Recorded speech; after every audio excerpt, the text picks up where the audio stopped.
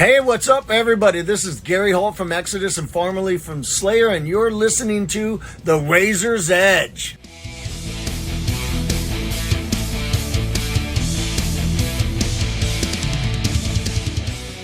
You're listening to The Razor's Edge. My name's Matt, and I am interviewing Mr. Joel Henry Bulsara, who has recently launched the first single of his new solo project. Well, the first single from the first EP from his solo project, Vitiligo. Thanks for your time today, Joel. How are you doing? I am good. How are you, Matt? I'm not too bad. It's a nice late August evening. I'm having a nice time. Good. You know, and today I was listening to your new single, Saint Germain, for the first time. Yeah. It's What do you think?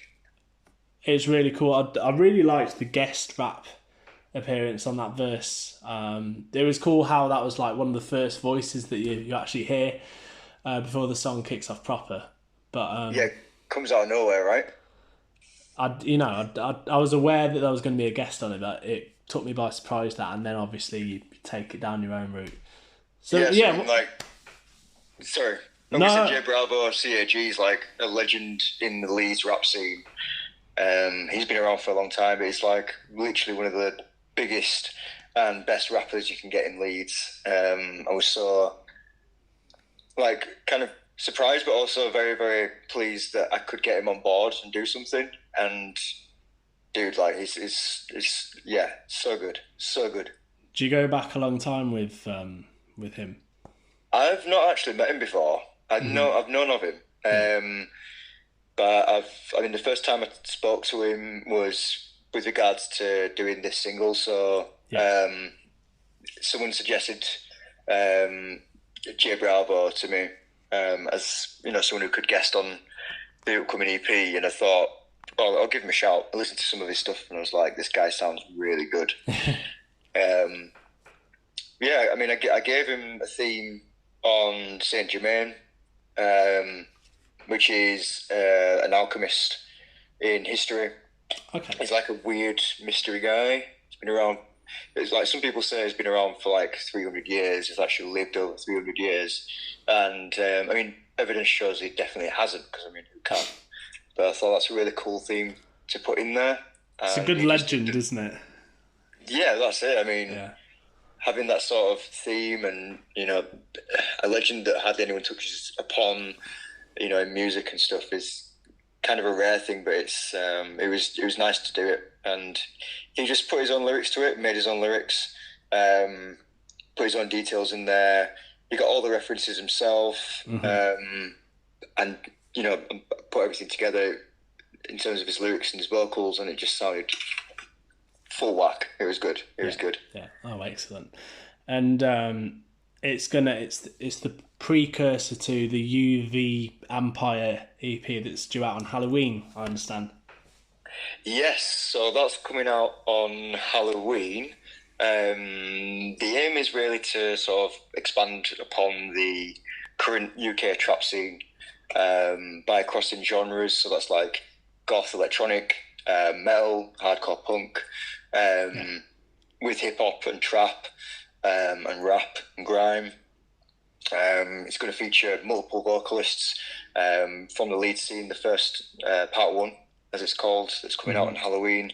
It will feature Potter, so he's also known as Potter of Leeds. Yeah. He's another good artist. He's worked with J Bravo before in a project called The Office.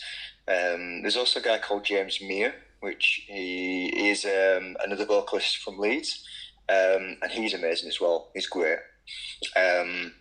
That's coming.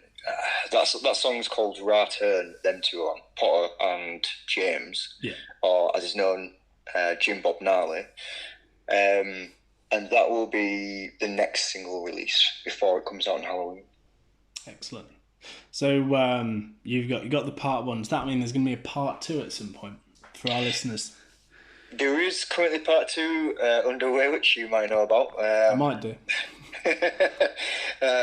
Which includes more artists. and further out of Leeds as well. So I mean, we're looking at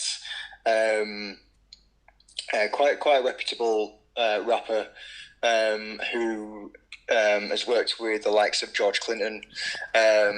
He's called Jonathan Pandy. There's yourself as well. Indeed. You'll be featured on the second EP, and I might potentially be looking for another person, but that is to be decided and confirmed. Oh, fantastic. So you've chosen Vitiligo as the name of this project. Could you explain the significance of what that might mean overall to yourself or the project? Yep. So I actually have the skin immunity disorder, vitiligo. I've had it for over 10 years. Slowly progressed, and what it means is I'm allergic to UV rays, so the sun, for instance. You might have seen like days of old, going back to when we were kids. Other people who had vitiligo, like Michael Jackson, for instance, he would go out and would be wearing, a hat, like he'd have an umbrella, he'd have a mask on and stuff, like protecting himself from the sun because he can't, go out. It's almost like a vampire image, right? Absolutely, yeah. So, like, you can be allergic to UV rays, and you're going pale white. And I mean, the significance really is just, the whole project is really trying to, make it more acceptable.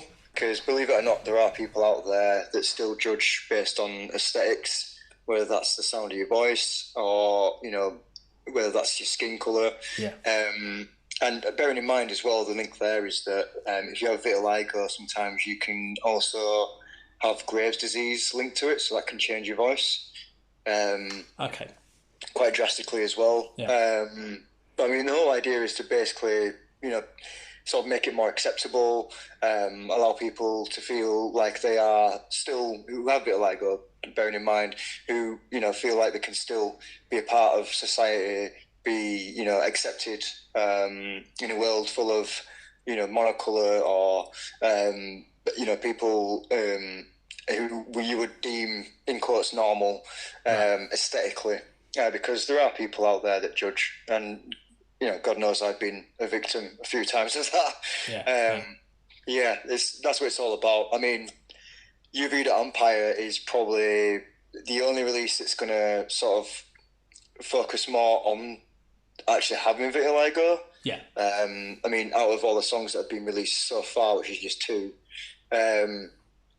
this one's more about sort of, you're allergic to UV rays, you're going to be proud of it rather than worried about it. It's kind of like opening the door for people to owning their skin disorder, metaphorically being a vampire, and kind of scaring off abusers as well. So, like, people might say something about your skin condition, point at it, say, look, that person can't even get a tan correct or whatever. Right. They don't know who they're messing with, right? They don't know who they're actually messing with. It could be actually a vampire, and they're gonna basically, metaphorically speaking, and in a fictional way, of course, be eaten up, a drain of blood. It's really interesting conceptually, actually, with that, because you've, you mentioned the vampires with the kind of allergy to UV light, and there's the link there. But then also, if you listen to the music, there's quite a strong gothic influence as well. Whereas sometimes, we might draw upon fantasy creatures to evoke a kind of escapism. Like, this is very much all part of the concept with the vampire. It's really well thought out, and hats off to you. Thanks, mate. Yeah. And, when I came up with the idea for it, I was like, what can I actually do? And I actually got my fingers tattooed by a brother of mine, a good friend called Mick Miller, and he tattooed vitiligo across my fingers. Okay. He literally, it's like letter for letter for each finger, and it fits perfectly. And I'm just looking at my hands, and I looked at the letters, and I thought, actually, you should just call it vitiligo and just try and be proud of what I've got.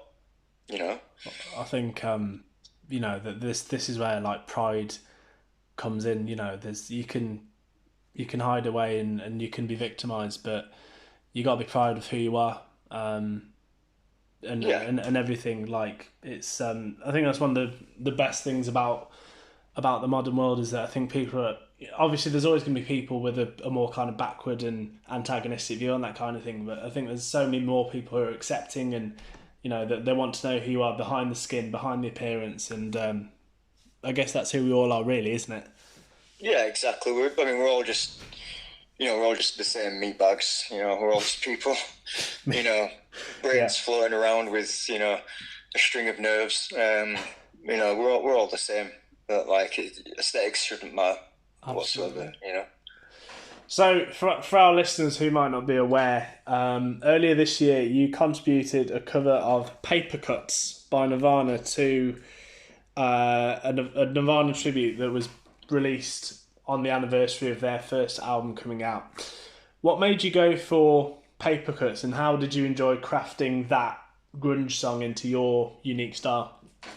So I mean, when I did it, and when we were talking about it, the first song that came to my head when I saw everything, it said Bleach. I was like, damn, why is Paper Cuts not on there? That's like the best song in my opinion off the Bleach album. I remember listening to it non-stop in my youth, and I was thinking to myself, I could do that. I should just do that song, And I remember the first thing I did when I opened up my DAW, and I opened up everything else, and I thought, what am I actually going to do with this track?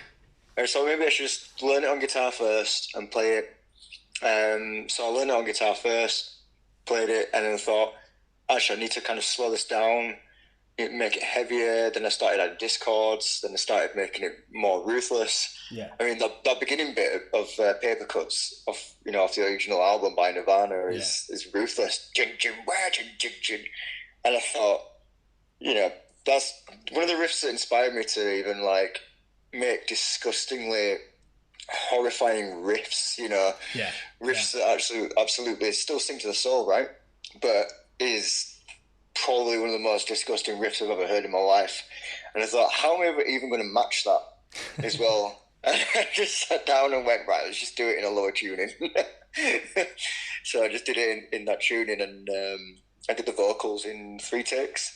The first scream I did, I was like, yeah, okay, this needs to be raw, because I mean, the grunge element's there. The less takes you do, the more raw it is. The more it's going to sound sort of human. True. And I just did all of that sort of stuff, and it was for a really good cause as well. So I mean, like, you're talking, some really good charities, cancer research. I mean, come on, like, it's cancer support, and that rings true to my heart, because my mum sadly passed away over 10 years ago now from cancer, and doing something like this just help me feel a bit more, I guess, appreciative of all these people out there that are trying the hardest to find the answer to stopping it. I mean, there's more, diseases out there. There's more disorders out there. I mean, cystic fibrosis. Can't even bloody say it. That was another one. I mean, we did it for them. Metal for Good as well. I mean, these are all really good causes, and this, doing a song like that for them causes is like a double whammy for me. It's like, one, I'm getting satisfaction out of doing the best song off the Bleach album, which I grew up with. But number two, it's for good causes. Wow. It's not for me. If other people like this song and play it more, then there's going to be so much money going towards that cause, and that alone is it's super satisfactory. Super satisfactory. Absolutely. It's interesting you talk about your love of the riff with doing Paper Cuts, because outside of Vitiligo, you're in Irosis, which are a band with riffs, and then previously you did a couple of albums with The Sound of Origin, which is a band with riffs. How's Irosis going these days? Irosis is going really well, actually. Sorry, I just knocked something over. So Irosis is doing really well. working on new stuff. We've actually kind of found this little niche where it's just, I mean, the new stuff just sounds so good. I've never done anything like it before, and it's so fun to do. It's like, I was in a thrash band my first ever band when I was like 15. Yeah. And doing it again, all over again, but in more like, I guess in a modern style. It's more, it's just heavy metal, right? There's so many cool influences going on in Iris. Like, I think I saw them at Bloodsuck 2022, and like it's just a feast for the ears. Like, all the different like stuff going on. There's technical stuff, there's heavy stuff, there's riffy stuff. It's really cool. Are you kind of doing? Have you been able to put your own stamp on the direction of the band, or is it very much like carrying on what's been established? I think, I mean, nothing's really set in stone for the new stuff. Yeah. But we're working really hard on it. I'd like to say that it's similar. It's, I'm very samey to what's been done already. I mean, in terms of new stuff, vocally, very kind of different. I go full whack, so I'm doing me opera, I'm doing weird noises, throat singing, weird stuff, narration, still me old compression singing as well, and dynamics, they're all over the place. A lot of screaming. Going back to doing gutturals again. I mean, last time I did that was, I must have been 19 the last time I did that in a band. Interesting. So I'm going back to doing sort of guttural screams. There's a lot going on. It's going to be slightly different, a bit weirder. Yeah. And now it's as weird as it is anyway, which is a good thing. It is. It's so fun. It's so fun. It's good that you've been allowed your vocal freedom, because the first time I heard anything from yourself was the all-seeing guy from the Sound of Origin days, and like because I consider myself to be a guitarist first, I'm usually listening out to the riffs, but it was the vocal acrobatics that caught my eye, and it's quite rare that is the case. So it's cool that you've got this outlet, and obviously you've got your solo thing as well, but again in Irosis, presumably you'll be on stage a little bit more, and you can, show off and go crazy with it. So, I mean, the live performance is where it's at, right? I can do Vitiligo all day. There might even be a show in the near future for Vitiligo, but oh, sweet. Irosis will be playing more often, and of course, doing live shows is where it's at. You can get those smiles on the face in the crowd. You get people rocking out. You get people having a good time. That's what it's all about. Right? Have you got any favourite places to play when you're on tour?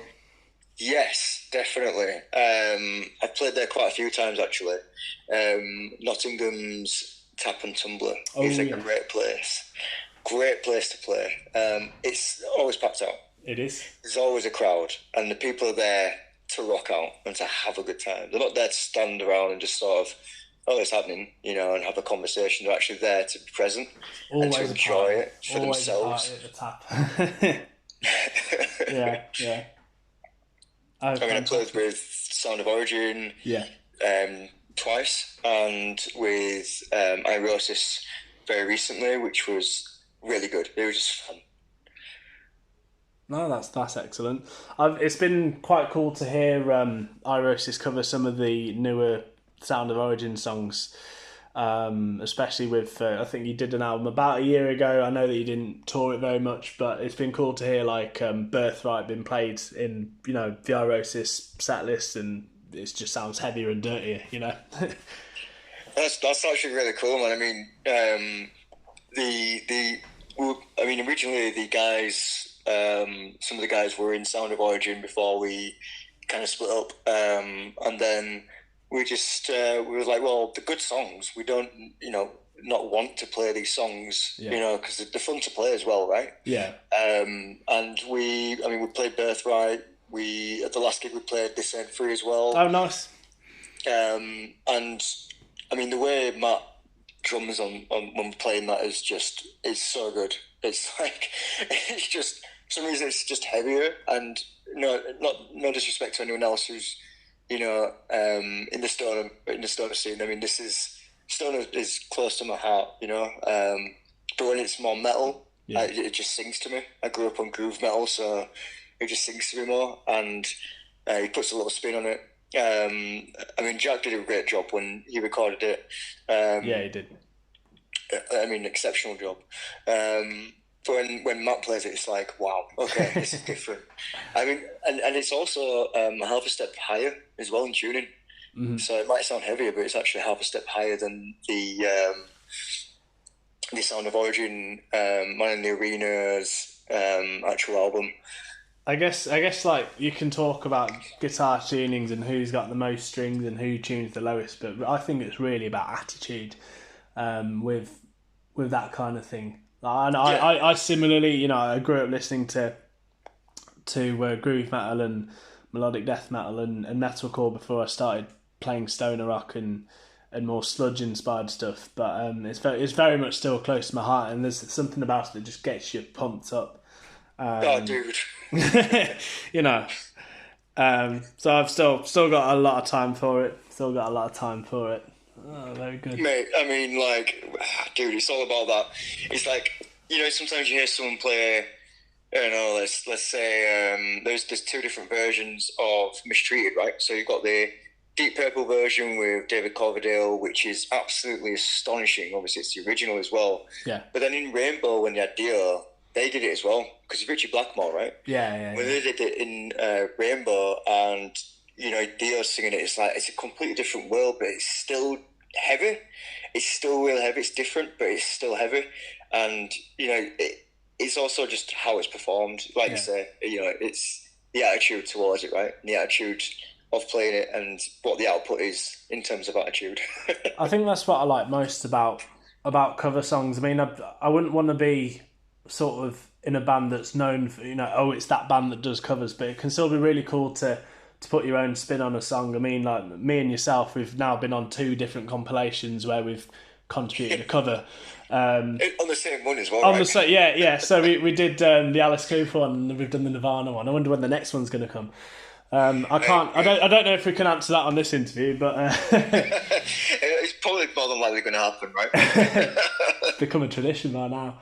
But yeah, again, like it allows bands to interpret songs and put their own take on things, and give it their own sense of attitude. Obviously, you get some.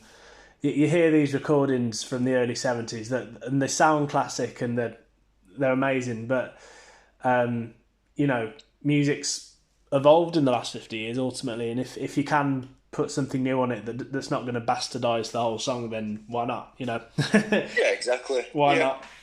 I mean, even if you can sort of change it up, to a completely different song. I mean, right? Yeah, it's still an interpretation of a really good song, and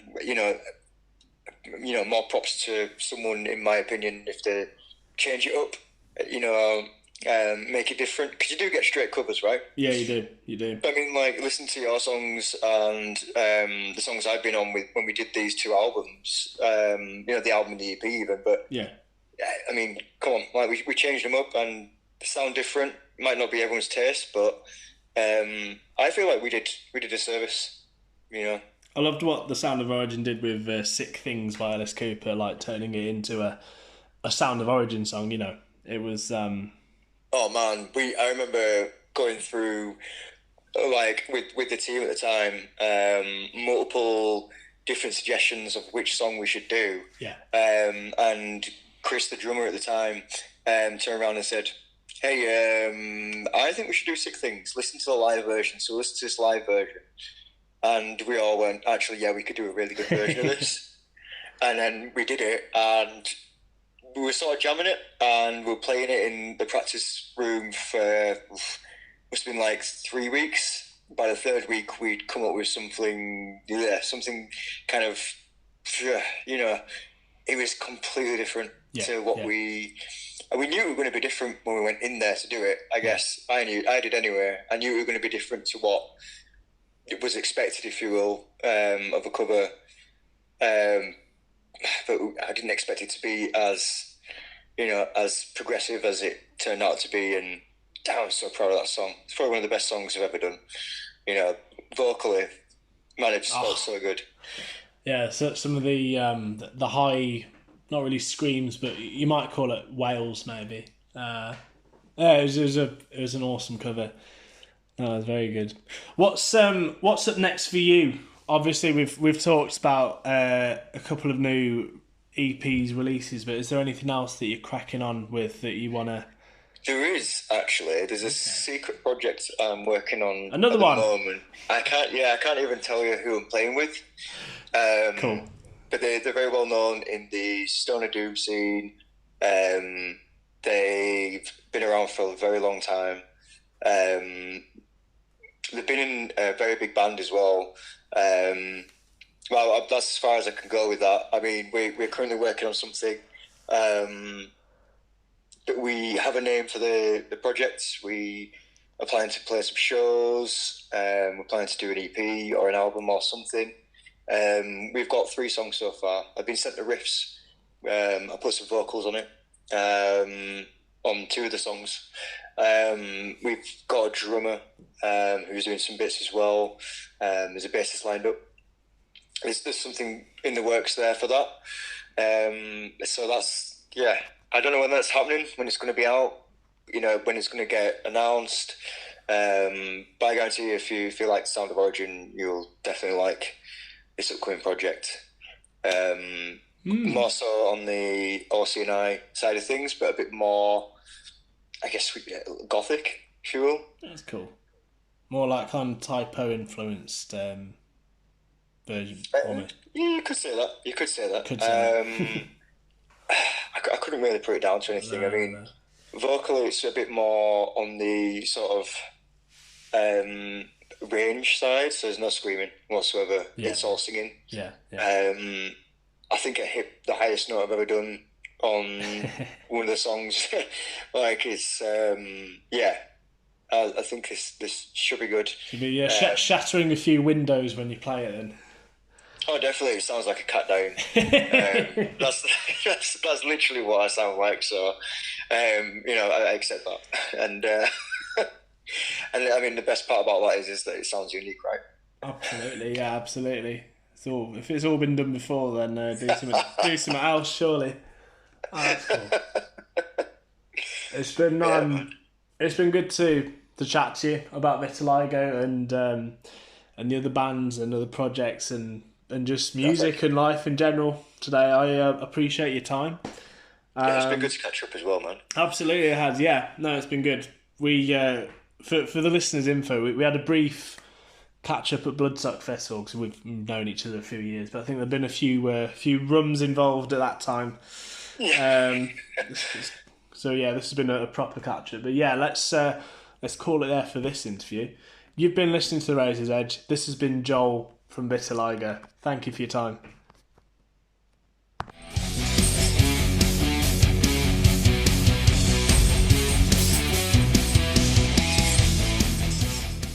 Thanks for listening.